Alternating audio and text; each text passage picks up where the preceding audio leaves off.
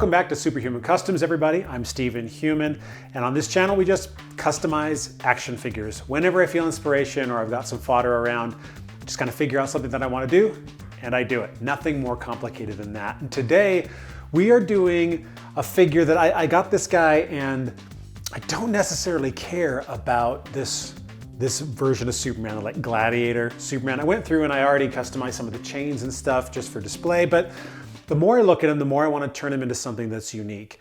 And I've seen some guys take this head, which is a very good Punisher head. And that's what I've decided to do today. Now we're gonna go through and we're gonna actually use this exact body. So we're gonna remove all of this stuff, play around with a little bit of milliput, and turn him into a really classic version of Frank Castle. I think it's gonna be a lot of fun, and he's gonna look really cool on the Marvel shelf with the Wolverine and the Cyclops that I've done in the past. And I think that this will just be a really fun challenge. So let's go ahead and jump in and see what we can do in making our own McFarlane version of Frank Castle's Punisher. Before we heat this guy up to remove the Superman sign and some of these other details, I'm just gonna cut off the chains because they're just kind of hooked in here. So we're gonna just remove them really fast. Maybe, there we go. They just kind of loop around the back. So I'm just gonna cut these off, and then we'll heat him up in some nice hot water to pull off the rest of this stuff. All right, he's nice and hot. Let's go ahead and remove stuff. And hopefully this won't be as hard as the Ultraman. That came off nice and easy. Awesome.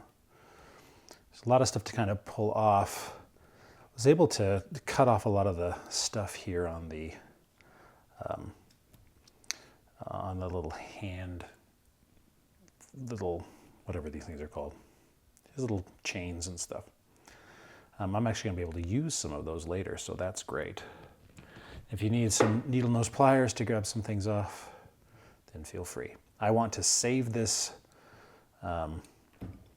this symbol if I can, and so if it's not gonna come off easy, I'm gonna cut it off, because obviously that's a great symbol, and if I can use it elsewhere, then I will. So I'm probably gonna end up having to cut it off, and that's fine because I don't want to damage it.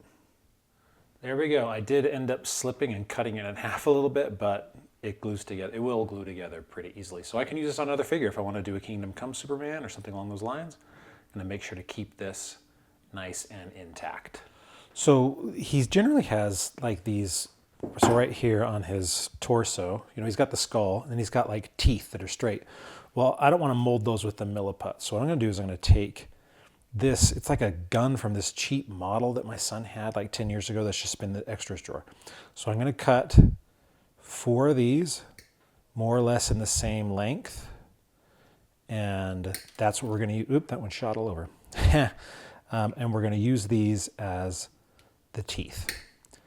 And if it turns out that they are too big or anything, well, I've got another one right here. So that's what I'm gonna do. We'll glue those in place before we prime, and we'll take some of the other parts and we'll do them here on the belt. So let's move on to that. Now, before we glue those pieces in place on the abs, I cut off these little things from his little chains, and they are perfect for the teeth here on the belt. And so that's what I'm gonna do. And I'm gonna glue all this stuff in place prior to us doing any priming, because of the fact that we want this to stick plastic to plastic and not have any chance to pull off in a, within a layer of paint. Even though it's going to be primed, I want it to be plastic to plastic just so that we have a better, it'll adhere better. And I'm just going to throw these in place, straighten them up. They're going to look great because they've got some texture to them. They look almost like they're bullets or something like that, and it will add a natural distinction between the belt and the torso, and I think it's going to look really great as long as I can get them so that they stick and that there's enough space here for all 4. I've got some glue in place, and I'm just going to get these lined up, and at first I'm just going to tap them there, and then I'll press once I've got them all kind of in place. When you press with super glue, that's when it tends to set really, really strong. So I want to make sure that first they're in place, and then I will hold them down to really make a statement. So there we go.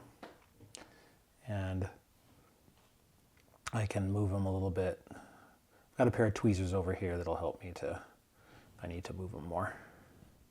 Oh, where's that smaller one? I put the wrong one in place.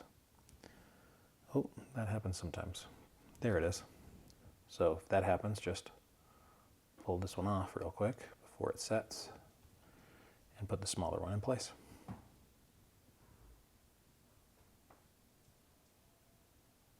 There we go. And once they're kind of in there, before you get them set, you can go ahead and straighten them out. Get them just lined up where you want them.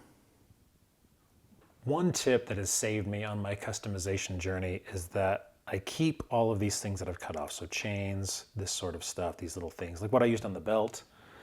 Keeping these allows you to just have fodder for other stuff. Like this right here, if I've got somebody with a leg band or something that needs, well, this is perfect. It's just the right shape. It's all, it's machine cut, so it will look perfect.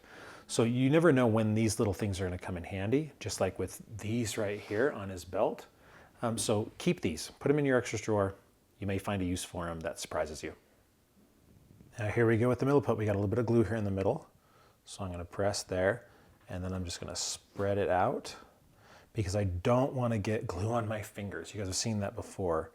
I wanna be able to mold this in place, and then I wanna be able to pat it smooth. And so I wanna make sure that it's not gonna come up, which is important. So that's why the glue is there. But otherwise, we wanna be able to get it so that it will be smooth once the time comes. And so here we go. We're gonna bring it down like so for the skull. And I'm actually gonna need to pull off a little bit right here to go into these holes. I forgot about that. I should have taken it off earlier, but this will work just fine. And I just get it in there, make sure that it's smooth. Do the same thing over here. And then we will form his skull symbol.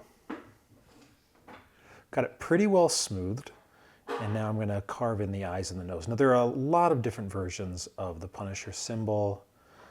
Some of them have rounder eyes, some of them have more angry eyes. I'm going to go with the angry eyes, and I'm just going to cut them out like this and call it good. So just go in and whatever version you like the best, go ahead and make it that version. And pull out the milliput, and then put in the other one.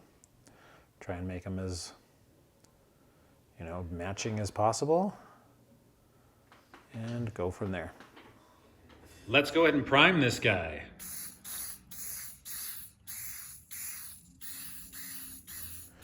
He is partially back together, and now it's time for us to start on the black. Now you could do whatever you want. I mean, you could start with the white if you wanted. I'm gonna start with the black just because there's more of it. And I'm gonna feel more accomplished when it's done. Honestly, I mean, not that that really matters. It's just that once the black is all in place, I'm gonna feel like, okay, great, I've got a lot of this guy done, and I like doing that. So this is all about coverage. I've just got a bigger brush going around here. There's obviously gonna get some slop on the white. That's okay. I will paint that up, but I want to make sure to get these edges. And to get all up in here, I can take them apart again, but as you guys know, it's always easier. I always like painting with him more or less put together because it's easier to hold on to him and get places than it is to do it when he's apart. So that's how I choose to do it. You can do it however. I'm going to pop him off and I'll get in there, but for right now, getting the coverage, this is just easier. So that's how I'm going to do it. Remember, there are the things that you're going to do that other people won't do, and that is totally fine. This is your art form, and it doesn't have to follow how anybody else does it. If you like it, do it that way. That's what I say.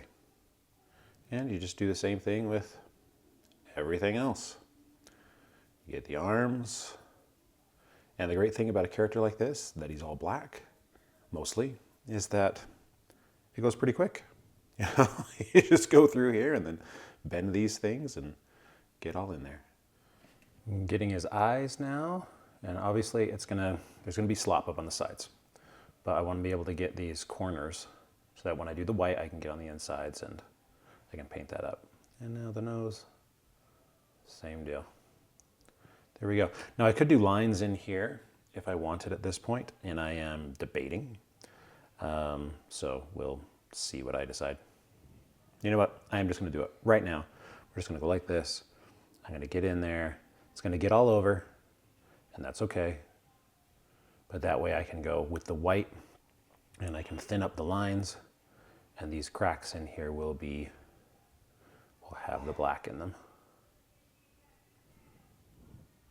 There we go. All right, so I wanted to point something out. I'm experiencing something here that I've actually never experienced before with a figure. And I don't know if it's because of the black paint that I was using. It's a Vallejo, but it's different than what I usually use, or if it's the primer that I used. But this black paint is coming off with the slightest touch.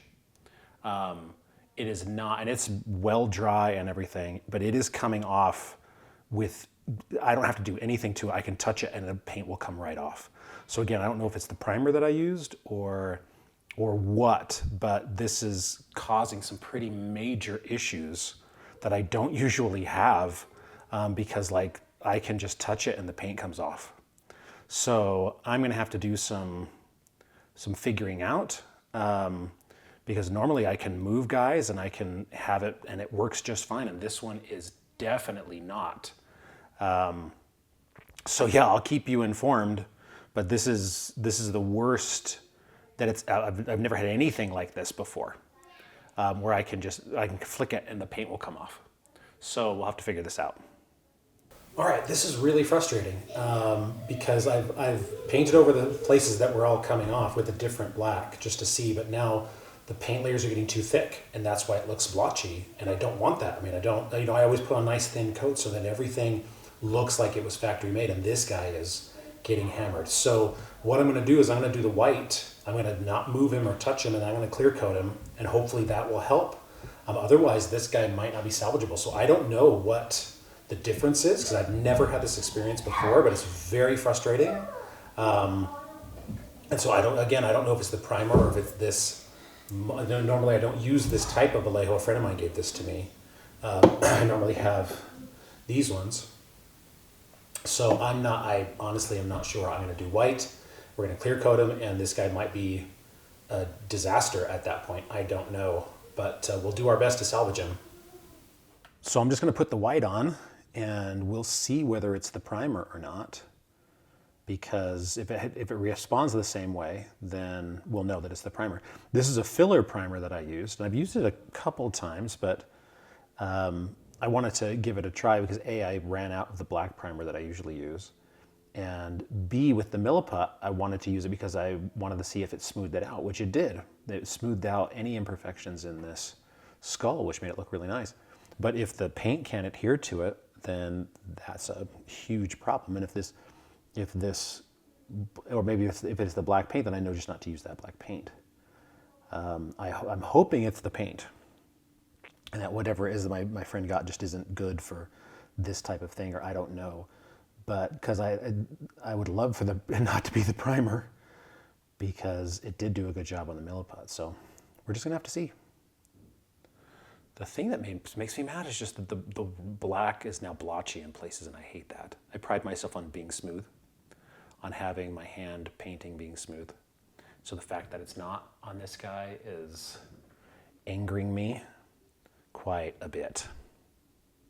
So the white parts do not seem to be responding to the primer in the same way as the black. So I'm assuming that it's the paint. I'm gonna let this guy dry a little bit more, and I'm gonna clear coat him, and we're gonna see what happens. Hopefully that will fix it, but he just doesn't have, because literally I was painting some of the white, and the paintbrush touched some of the black and took it off. So, you know, this is not what I want out of a figure. And so we're just gonna have to figure it out the best we can. All right, hopefully doing a clear coat is going to help, but this is just disappointing. Again, I've never had this problem before, but you deal with what you gotta deal with and you move on. I've got an idea on how we might be able to fix it though once this guy's dry. So I'll be interested in your guys' thoughts on that. The Punisher has got more flaws than I care to take part in. So what I'm gonna do, I've got my Model Air Red, and I'm gonna see if I can flick him with blood. And I'm gonna do this in different spots just to add so that there's a little bit more going on here than just the red and the white, or the black and the white. And that will help to diminish some of these flaws. And I might add a little bit of red in the little dots in places. But I think that will help to detract from some of the flaws that I'm seeing in the paint.